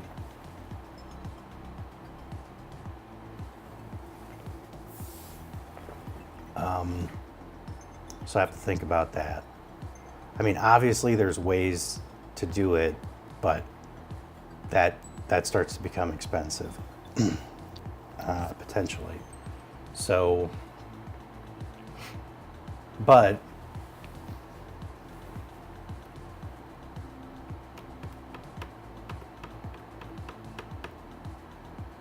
there's a lot of cool stuff you can do that way. Like, for example, one of the first things I would want to do once I get all that working is I would want to write my own print or, format or something that acts very much like the format library, but uses the typing information on an any, so you can loop through, you can pass your format string, have an any spread, so you get an any array essentially, you loop over that list, and then we can have a switch or a jump table or whatever in Basecode and say, oh, okay, well, this parameter is a string, this parameter is a float, this parameter is a byte. Then we could format things super nice. And it would be type safe. It would actually be, unlike C, where, if you change the type of a parameter and your format string doesn't change, bad things could happen. Here, you could just change parameters however you want, and as long as it has a formatter available for it, it would work.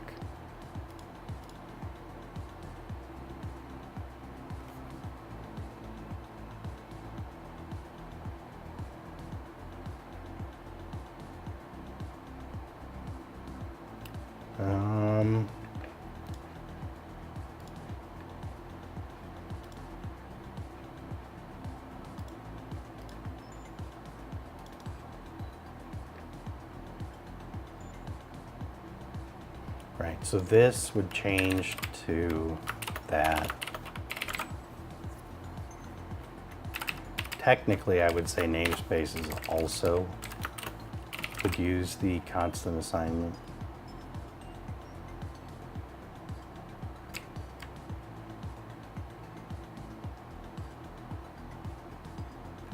This has been fixed, so you need a semicolon there.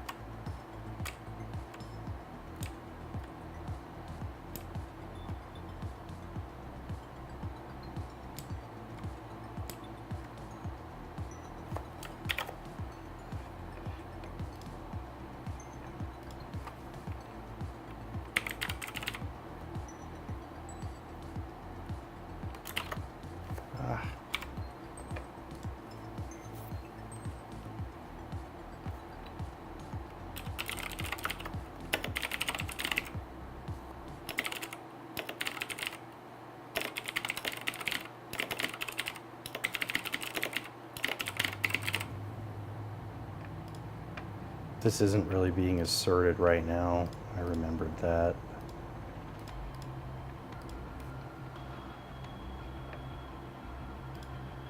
Yes, because you got to remember the final Basecode, right, will be built on top of Basecode Alpha. So now, you gotta be careful.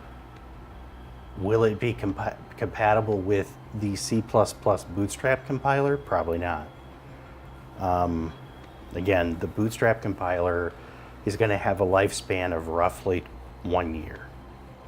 It would be my guess. It's going to live for about a year, 12 months. Maybe slightly longer, maybe slightly less, but give or take, that's how long it will live. And the language that the Bootstrap compiler, while I assume it's going to be very close to what I end up with the final Basecode Alpha when it's self-hosted, I'm leaving room for myself to change things, because once I start using it, I'm probably going to discover a bunch of things that I want or I want to change, or, I think would work, better in a different way. So Basecode Beta will be compatible with whatever the self-hosted version of Basecode Alpha is, but it probably won't be compatible. Neither of them will be compatible with the Bootstrap compiler.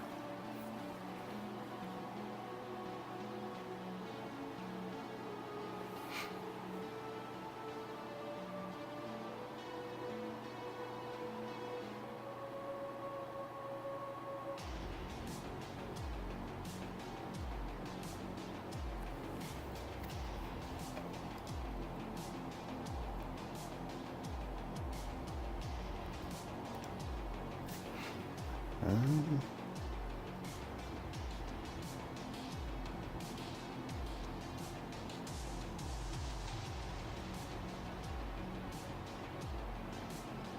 yeah, I think that covers most of it. Again, I'm going to try as I go through code now, if I find areas that are broken, or I'm going to try to create issues for them right away.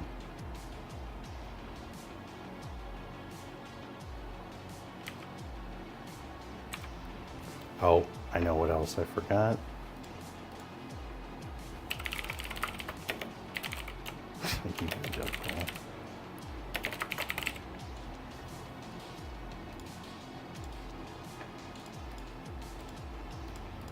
I never did finish that.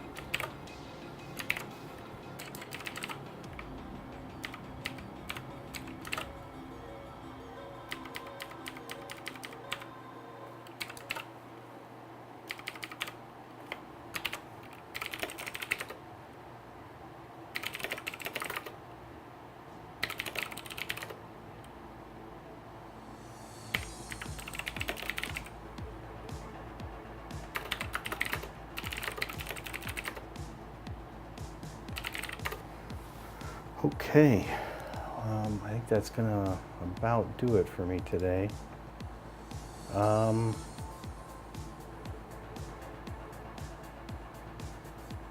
So today I'm gonna be continuing on with the cleanup effort. I want to try to finish the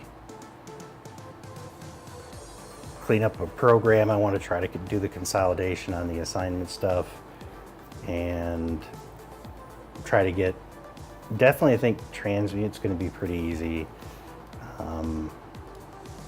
So maybe get that code generating and then work on cast. And yeah, and then after we do that, I'll just slowly start pulling stuff off the list here. And I would like to, things that are on the parsing side of things, I'd like to try to get that stuff done. So I probably am going to work on, like getting rid of constant alias, getting the constant assignment operator to work, trying to fix the pointer stuff, array stuff, all that good stuff. So that'll be what happens next. Okay, I think that's going to do it. Let me see if I can find a victim here.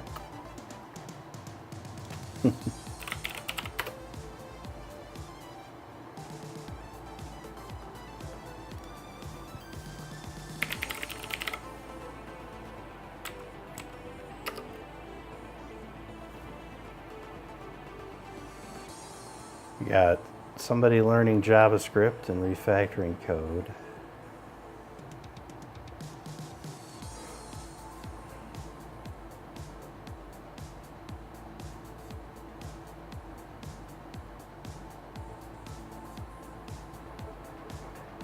Not much.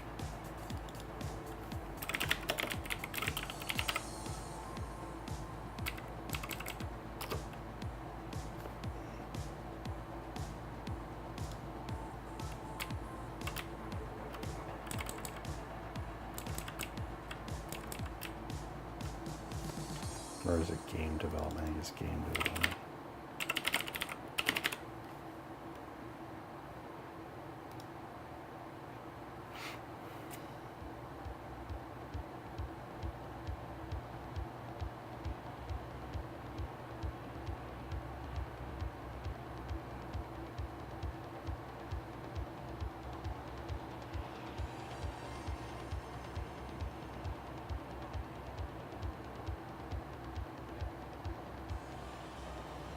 Let's see.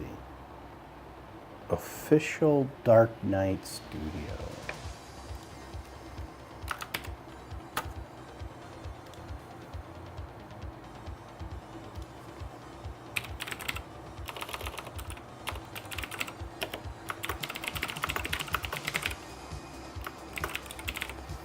Okay, we are going to raid Official Dark Knight Studio. So say hi, be nice. I'll be back online tomorrow at 5 a.m. Pick up wherever I leave off. And yeah, I mean, overall, making slow, steady progress. Pretty happy with it. So eventually we'll get over this hump and I'll actually be able to like really write real code. See you tomorrow. Bye.